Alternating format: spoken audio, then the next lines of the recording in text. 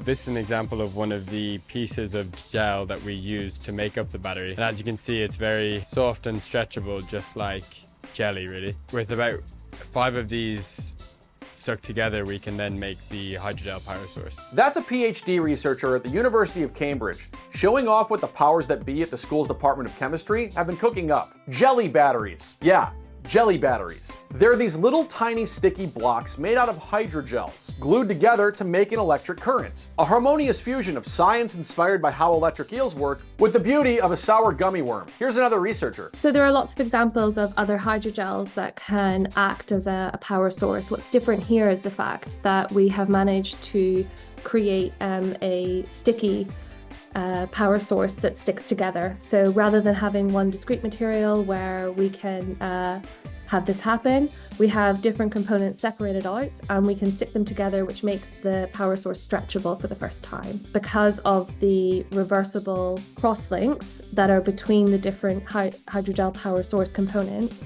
we're able to stretch the power source and also stick it together. Yeah, it's the sticky, malleable, Stretch Armstrong-like nature of these things that offer up some key possibilities. As even if you squash these jelly batteries up, try as you might, they won't permanently lose their original shape and can heal themselves when damaged. So electronics, as we know, like our phones and our computers, are very rigid, whereas our body is mostly water. It's very soft. If we can imagine, the brain is soft and stretchy. So what we tried to do is make electronics soft and stretchy to be able to interface either inside our body or on our skin.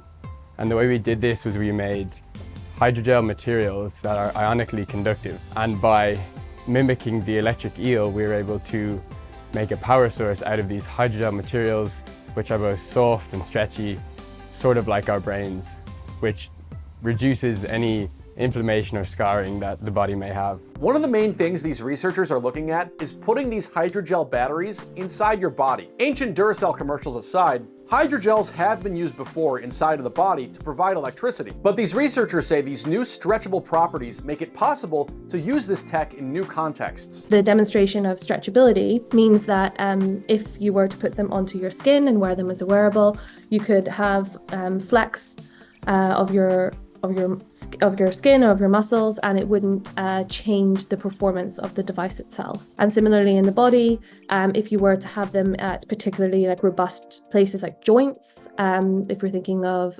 robotics or kind of like limb replacements, then these are areas where you feel real force within your body, and having a material that can withstand that is really important. The researchers are planning future experiments to test these hydrogels inside of real living organisms before these tasty looking science snacks are ready for human medical applications. The ultimate goal is for us to implant these power sources inside someone's body, and then they can last over several days or weeks outputting power to power these devices, which can either continuously record or continuously act as therapy. For example, for things like deep brain stimulation, we're trying to cure diseases like Parkinson's.